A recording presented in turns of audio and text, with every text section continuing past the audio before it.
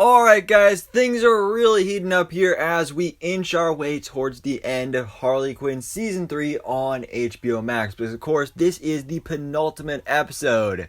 We're going straight into the finale next week, which is super exciting. I mean, it's been a great run. This has been a great season so far. So I'm really interested to see how they wrap up this season, how they wrap up these storylines in these characters, and where we're going to go forward in Season 4. Because of course, last week, I believe, it was confirmed that Season 4 is happening. It's been renewed, so that's definitely great news. But anyways, today we're talking about the penultimate episode of Season 3, the latest episode of the Harley Quinn animated series. So if you haven't seen it yet, go check out episode 9 on HBO Max. But without further ado, let's jump into this and break it down. So, of course, we follow up right after last week's episode ended where Bruce Wayne, he's gone a little bit psycho here, and he has brought his parents back to life using Frank. So, we see Thomas and Martha Wayne, they are alive, but they're plant zombies, so, you know, it's quite messed up here. But Bruce is like, oh, it's my parents, and like, oh, everybody meet them, and like all this stuff. Like, I mean, as I was talking about in last week's video, this is something I really love about the portrayal of Bruce Wayne in this show, is that they're not afraid to show how messed up this guy truly is. I mean, the guy dresses up as a bat and punches people in dark alleys. He's got to have a couple screws loose going on up in there to do that kind of thing. So really portraying that in the way it's showed in this series is, I think, just excellent. But anyway, that right there is bad enough, but then it gets even worse when it turns out Bruce didn't only bring his parents back to life, but a bunch of dead people have now been now reanimated into plant zombies. So they also have the ability to infect the living and turn them into plant zombies as well. So we see Dr. Psycho actually get turned into a tree. So basically, it's a plant zombie apocalypse, which is definitely not something I was expecting to see in this season, but it happens. On a good note, though, Frank is good. He's alive. He's all safe and everything. So that's definitely some good news. And we have Ivy going into the green once again to try and, figure out what's going on, figure out how she can power up, how she can stabilize everything. And while she's in there, we actually do get the return of Swamp Thing. He's communicating with her through there. He doesn't really do or say anything too important, pretty much just for a joke. But still, it was cool to see him make a return. And when she emerges from the green, she is now Poison Ivy. Like, she is actually the Poison Ivy from the comics. She has the comics accurate outfit. She just looks absolutely beautiful. I love the outfit. I love the costume. So that's just awesome that we have that now in this series. And I mean, as Harley says, she looks hot. She really does.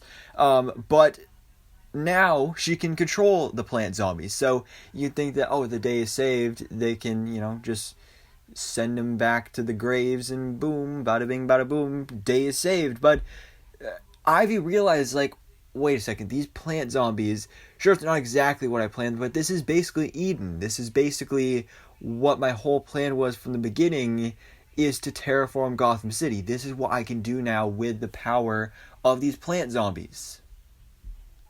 So she is not going to stop the plant zombies. She is instead, in fact, going to control them and lead them as her army in terraforming Gotham City, which obviously is not great.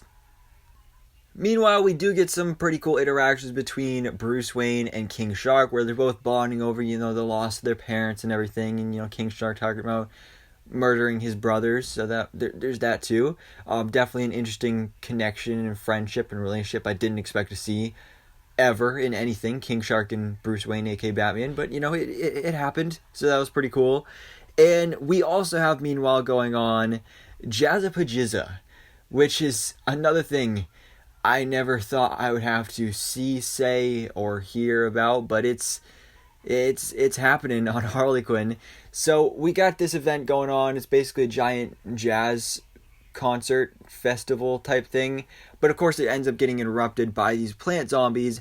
And then when Ivy shows up, Frank actually takes the stage and introduces her as Dr. Pamela Isley, and then she basically makes her whole big speech about plant empowerment, terraforming Gotham City, and it's time for the plants to rise up and take over, take back what's rightfully theirs.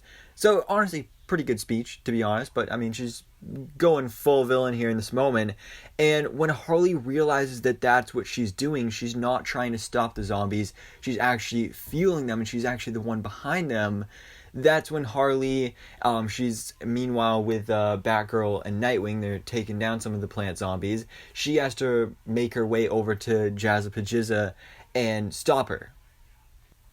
And so, of course, at first, she just tries to talk her out of it, gives one of her big hope speeches and everything that Harley's so good at, we've seen throughout the show.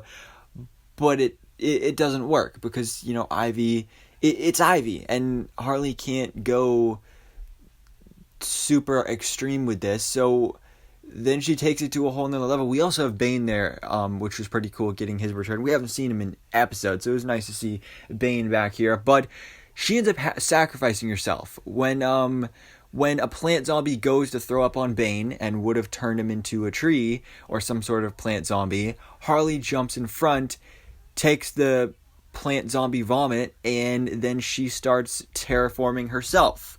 So of course this really forces Ivy to reverse everything, because if she doesn't, she is going to lose the love of her life. So anyway, that's exactly what she does. She ends up reversing everything. Frank goes back to not having legs and being back in a pod. You got all these dead people going back to being dead. You got all these alive people going back to not being trees and plants. And so Dr. Psycho is all good. So that's great to see. And of course, Harley is saved. The day is saved. But now Ivy just completely destroyed her whole plan and is left with basically nothing.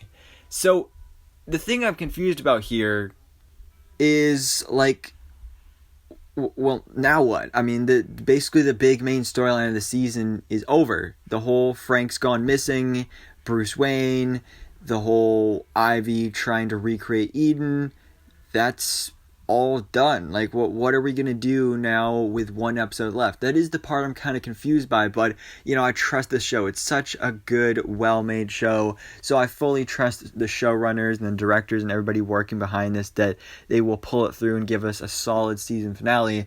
I just have no idea what it's going to be about, but I guess that's a good thing at the same time, because then it'll be full of surprises. But anyways, guys, that was Harley Quinn Season 3, Episode 9 on HBO Max. Jazza. It happened. It definitely happened. And so, again, we are going into next week with Episode 10, the season finale of Harley Quinn Season 3. But anyways, guys, please let me know your thoughts in the comments below. What did you think about Harley Quinn Season 3, Episode 9? And what are all your final thoughts, theories, and predictions for this season finale? So anyways, guys, thanks so much for watching. Please drop a like if you enjoyed this video, and hit the subscribe button so I keep it to date on everything that goes on in the DC life.